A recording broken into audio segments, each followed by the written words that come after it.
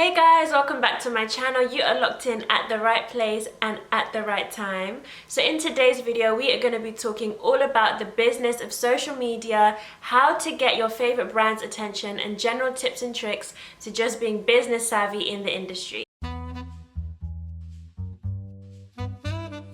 I've been a social media influencer for 6 years in a few months, and I am just so grateful for the abundance of lessons that I've learned as a young entrepreneur since the age of 16. So I figured that I'd put together some of my essential tips and tricks that have helped me along the way, especially because a lot of you ask me about them, and it's really important to know, even if you're not in the industry of social media and you just want to learn how to manifest your favorite brand, or just how to speak and the different terminologies that come within different meeting types and everything like that. So last week I was invited to a few brand events, some of which I had already established a relationship with and some that I was meeting for the first time. So I filmed that for you guys, as I knew I was going to film this video to be able to explain the event, what went down, and how moving forward I can now use that to build a relationship with the brand and establish some kind of future campaign or paid partnership. So it's going to be a collective of different tips and tricks, so maybe get a notepad and write down a few things that are relevant to you, and if you have any questions, I will be in the comments below helping you guys on anything. So for the first 3 years of being a social media influencer, I did not get paid. When I did get paid, it was really little money, because at the time social media wasn't really like a platform for advertisement. Brands hadn't clocked onto that yet. It was still very much post a picture of a Starbucks cup or a picture of your cat or whatever. Like when I was using social media, especially Instagram, it had just begun. So for me, it was more so a place of interacting with my friends from school and just posting pictures at parties and events, nothing serious. I used the filters that Instagram gave me. I wasn't trying to be a blogger or anything. It was just for fun. And then when I got to around 17, 18, I then realized that there was a community for natural hair. So I began taking pictures in my bedroom with my big hair, and it would get a lot of numbers and a lot of likes, which was very exciting. And then it would get attention from brands. So the first brand that reached out to me was actually Camille Rose Naturals, and they wanted me to film a tutorial, and it wasn't paid. I was more excited to get the free hair products because at the time I couldn't really afford to buy any hair products. So to receive a package from America and just be able to create a video was really, really exciting for me. I was so young and I just felt like it was the best thing that had ever happened. So after the Camille Rose video went up and it received a really good response, I then began to receive a lot more requests from different hair brands to film tutorials, and because there were now an abundance of them, I felt like I needed to be compensated, but I didn't know how to ask. I didn't know how much to ask for, and it was just a really uncomfortable situation to be in at such a young age, because I had no guidance and there was no one around me to say okay, you need to create a media kit, or you need to be able to speak to them in a certain way, or type out your emails in a certain way, or just know how to move. So I had to learn everything from the very beginning. So fast forward now 3 years in, and that is when I had reached about maybe 100k on Instagram, and I was now doing little jobs for brands, but charging the bare minimum, terrible prices, and I'd be doing the most because I didn't know my worth. I didn't know how much of a business this was, and the most important thing was I was in school. I was still in high school, so for me social media could not become my life, because I still had to get a degree. I still had to get the grades I needed to go into university, so I knew that that was the most important thing. So then I got my first manager, and that was the worst experience ever. He was so crazy and would just invade my personal space, would make me tell him all my ideas, and then just get me to do things that you shouldn't make someone do, especially who's in school. He would call me during class, and it was just really unprofessional. So I managed to escape that one. That was a terrible thing. So be careful when people say they want to manage you. Make sure you have boundaries and you don't allow them into your mental space where they're able to speak to you anyhow, or just do unprofessional things.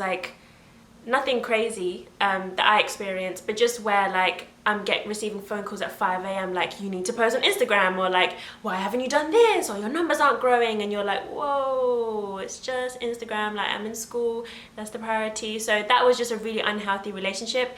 Then I had another manager who like really taught me a lot about the industry and helped me to establish like my brand rate and that whole financial aspect of things, because it can be really overwhelming, especially now where a lot of people don't discuss their rates with each other, because most of the time you don't really know who's on the same campaign with you or who else the brand has reached out to. So some people might accept, for instance, $20 for a post, and then another person might accept like $3,000. So there's literally like the biggest gap of fees, because no one knows how much to charge and no one knows how much everyone else is charging, and it's such a like uncomfortable topic to have with people. And there's so many of my friends who are influencers who they've told me their price and I'm like, oh my gosh, sis, what are you doing? And then when they ask for the price that I said, they get it straight away. So with that being said, like, it's really important to establish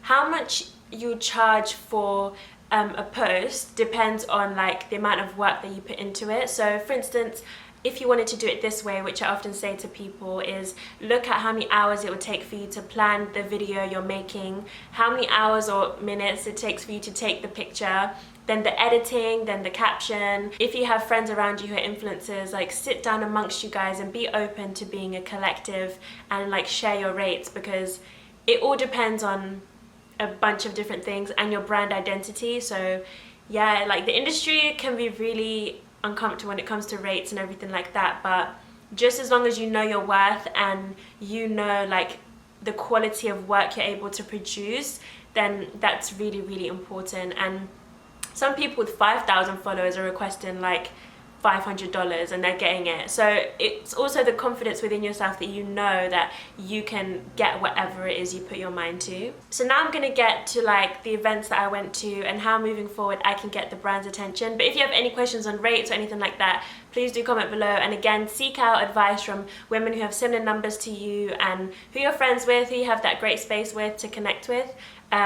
Because it's really important, and I just think there needs to be some kind of union where everyone is open and free to discuss these things. Otherwise, so many people are just going to end up getting ripped off and taken advantage of, which is just such a shame about the industry. So the first event that I went to was a pop-up with Wrangler, and a pop-up event is when a brand isn't going to be there full-time and they're either launching something or they are just wanting to get to know different people like PR or influencers and everything like that. So this event was for the denim collection of their relaunched collection, which was all about the 70s, because that's when the brand began. So it was in the city and it was around like 11 a.m. I got there at 10:50 and they were all like, you're so early. So when you do go to events, make sure you're on time and make sure that you know the person that you're meeting. So I always check the emails to be like, okay, Katie's the one who I was speaking to. So when I walk in, I'm like, hi, is Katie here? Like, I've come to see Katie from Wrangler,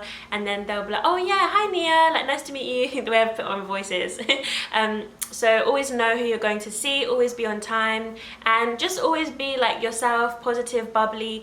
One thing about me, I can be very shy, so especially if I go to events by myself, it can cause a lot of like anxiety for me sometimes, because when I walk in, if there's an abundance of people and I don't know anyone, I don't know where to stand, I don't know where to go. So I often, like, my trick is to go like and speak to the brand, because they're going to be open to like speaking to anyone. And you do have to understand that you will have to master emphatic communication, which is, I don't like to say it, but empty communication, because you can't really have an in-depth soul-to-soul conversation with someone at an event. Like, it's just like a job interview. You have like 5 minutes to kind of impress the brand and just allow them to get to know you. So moving forward at a meeting, they can say, oh, I met Mia yesterday and like she was so lovely and we spoke about the stars and the moon, and yeah, like she loved the collection and she took great content, this is what she took. So it's really important to like make sure you're impressionable and you just show them who you are within that small encounter.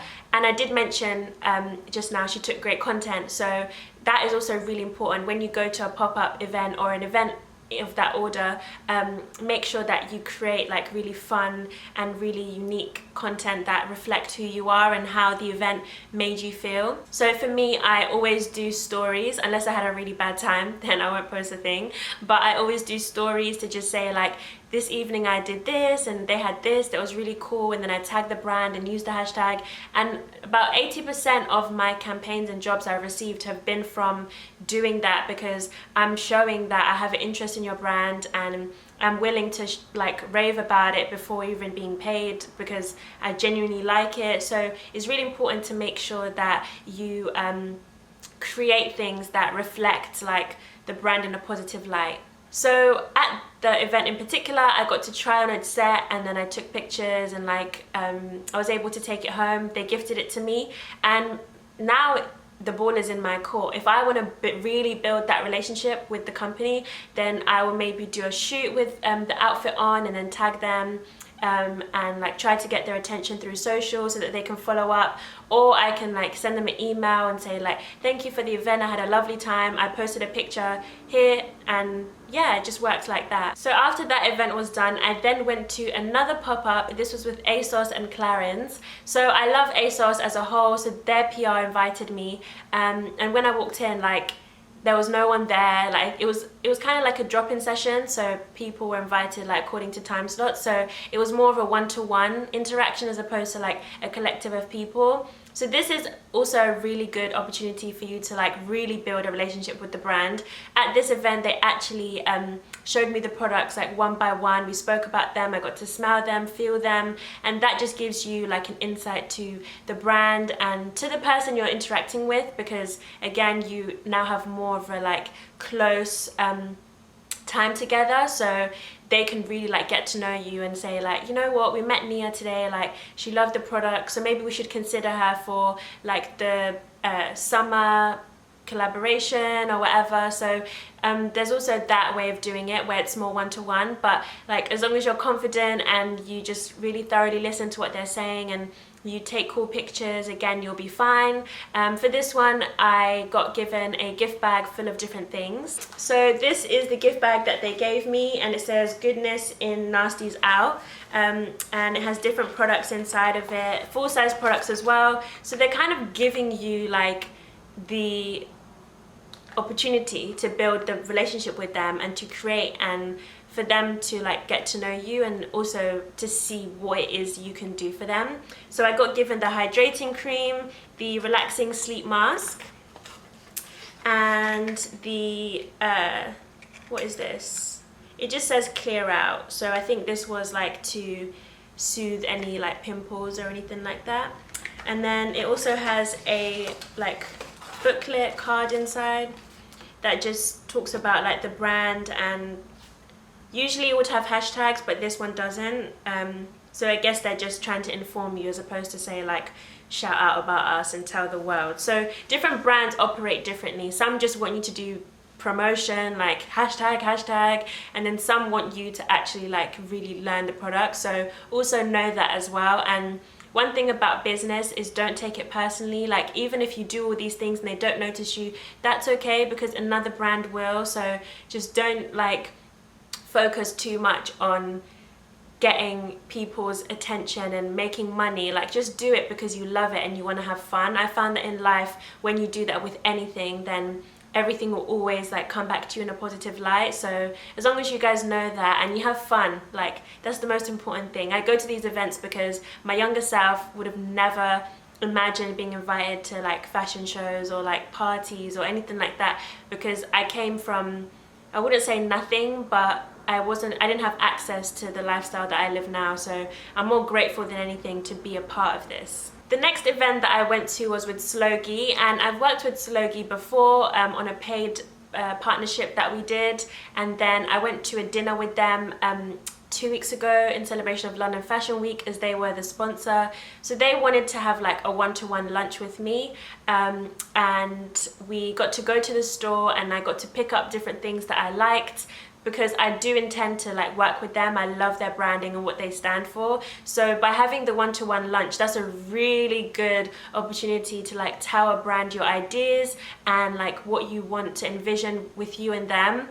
And sometimes they can be a little bit like, not nerve-wracking as such, but it can feel like that because you really want to make a good impression and you really want to get like opportunities with them. But the most important thing is just for you to relax and just be able to express like what it is that you want to do with them and with your own career, because you never know, by you saying like you want to do a marathon, they might say, oh no way, we're partnering with so and so, and maybe you could like wear our stuff and we could like pay you, and etc, etc. So it's really important to just be open for all the different ideas that you have, and then they can somehow tie it in with what they're doing as well. So we have the pop-up shops that happened, we have the one-to-one lunches, and we also have like general parties and events as well, where there'll be an abundance of people. Brands always these days at events have like photo opportunities. It's really important to use them, just because like for their social media, they'll then look at everyone who posted and